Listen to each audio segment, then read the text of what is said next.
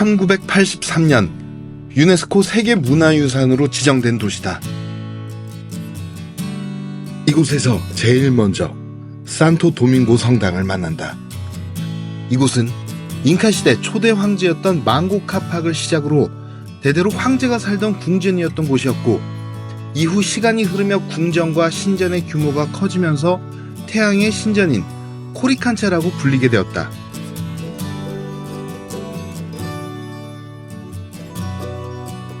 이곳은 고대 잉카 제국 시절 만들어진 돌길의 흔적이 오늘날까지 잘 남아있는 곳이다. 골목 곳곳에 잉카의 문명을 만날 수 있었고, 다양한 수공예품과 기념품들이 관광객들의 발길을 잡고 있다.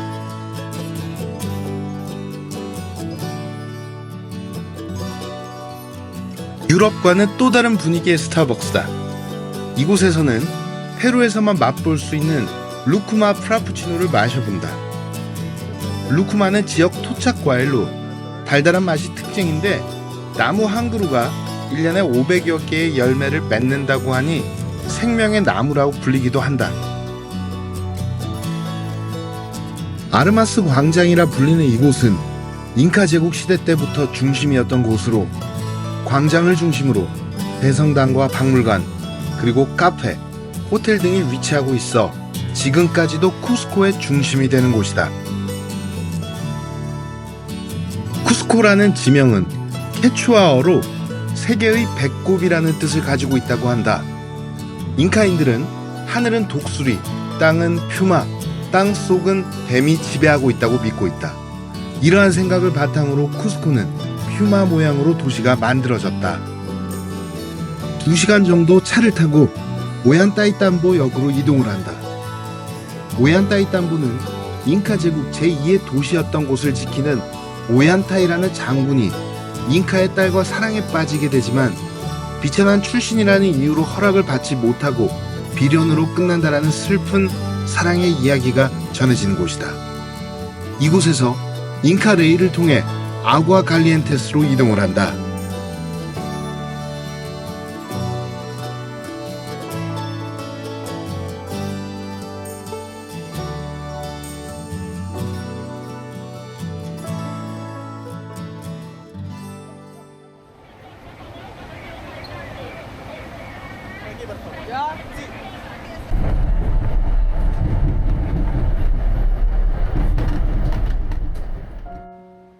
이른 아침부터 마추픽추를 가기 위해 많은 이들이 버스를 기다리고 있다.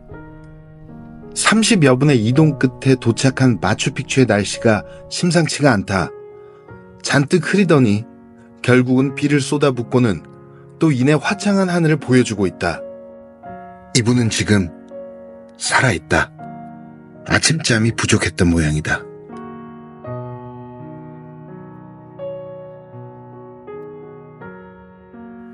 마추픽추는 케추아어로 오래된 봉우리라는 뜻이다. 예일대 교수인 하이럼 빙엄은 16세기의 기록을 통해 잉카 제국의 유적들에 관심을 가지게 되고, 1911년 빌카밤바를 조사하기 위해 원정팀을 꾸리게 된다. 조사를 하던 중 한 원주민 농부로부터 고대 도시에 대한 이야기를 전해 듣게 되고, 이 이야기를 바탕으로 공중도시 마추픽추를 발견하게 된다. 해를 잇는 기둥이라는 뜻의 인티와타나라고 불리는 해시계다. 자연석으로 만들어졌으며 춘분과 추분이 되면 그림자가 생기지 않을 정도로 오차가 없다고 한다.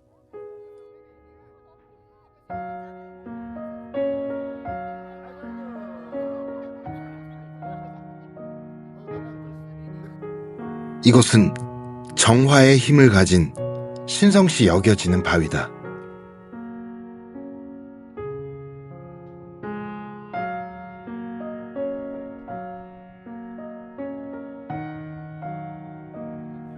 화강암으로 이루어진 천연 동굴 위에는 날개 모양이 갖추어져 있고, 바닥에는 머리 모양을 한 돌이 있는 것을 볼 수가 있다.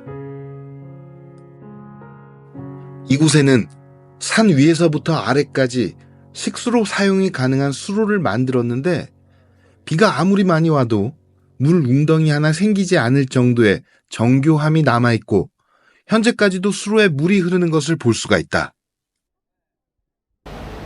오후에도 마추픽추를 가기 위해 줄을 서서 기다리는 사람들이 가득하다. 다시 기차를 타고 오얀다이 땀보역을 향해 간다.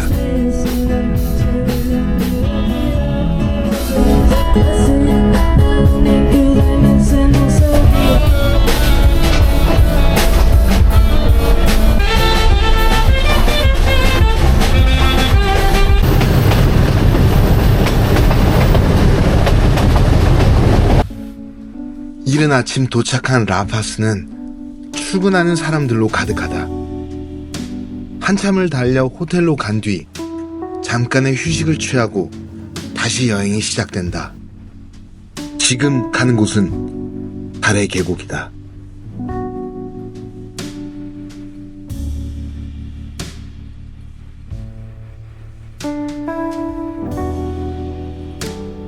비바람과 세월에 침식된 모래바위들의 형상이 지구에서는 볼 수 없는 모습과도 같아 붙여진 이름으로 마치 달 표면의 모습과 닮았다 하여 달의 계곡으로 불리는 곳이다.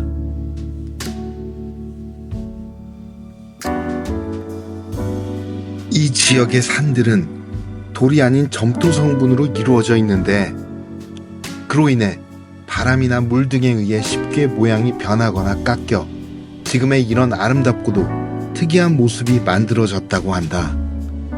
하지만 이러한 이유로 10년 후에는 없어질지도 모를 곳이 되어버렸다라고 하니 아쉬운 마음에 눈길이 한 번 더 머물게 된다.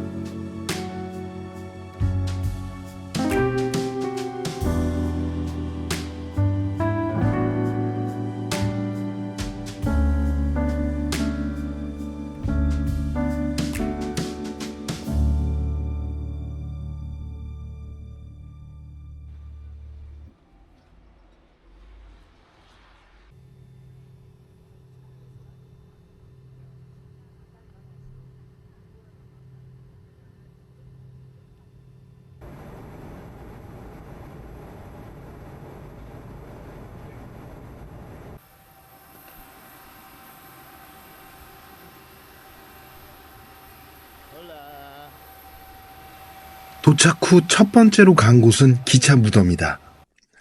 우윤희는 1900년대 초반 광물을 실어 나르던 기차들이 운행되던 교통의 요충지였는데 이후 광산의 고갈로 인해 그 역할이 점차 사라져버렸고 당시 운행되던 기차들이 버려지면서 황량한 평원 위에 녹슬어버리고 망가진 기차들이 독특한 풍경을 만들어내며 관광객들의 발길을 끌고 있다.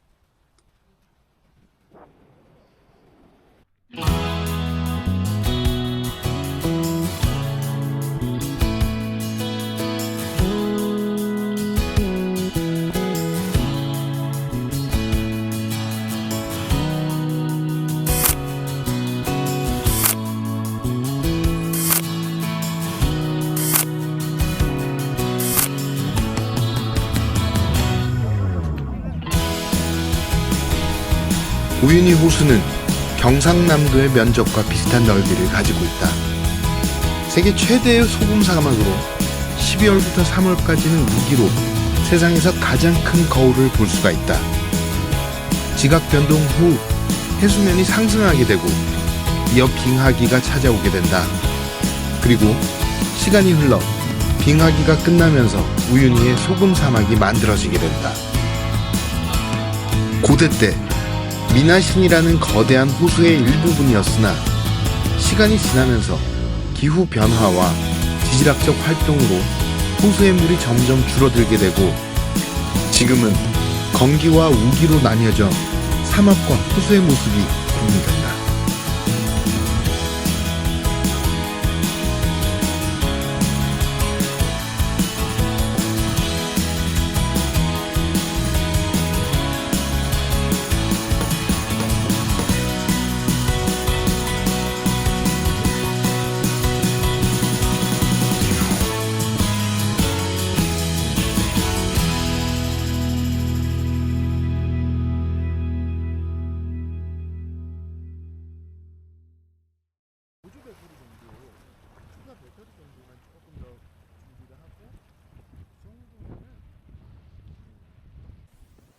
텔레페리코라 불리는 케이블카는 고도 차이가 큰 라파스에 최적화된 서민들의 대중교통수단이다. 라파스는 공항이 해발 4,100m에 위치하고 있고 시내 중심이 해발 3,650m이다.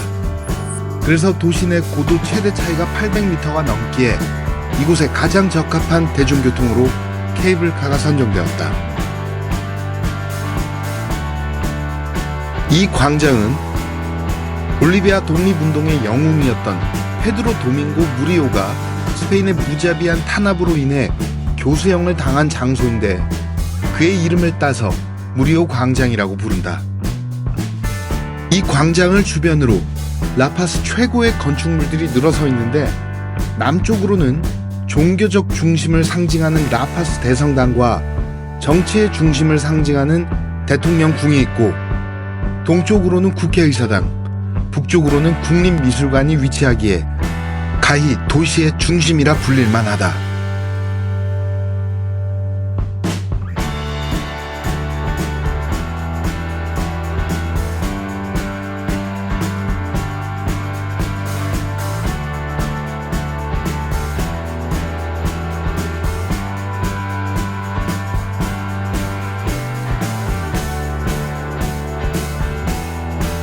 병을 치료하기 위한 약초, 부정을 막는 부적 등을 원주민들이 이곳에서 팔기 시작하면서 이런 이름이 붙여졌는데 그중 낯설면서도 조금은 불편한 모습이 눈에 들어온다. 바로 새끼 라마의 미라의 모습이다. 이곳에서는 새 집을 지을 때 마당에 새끼 야마의 미라를 묻으면 행운이 온다라는 믿음이 있기 때문에 가게 곳곳마다 새끼 라마의 미라를 볼 수가 있다.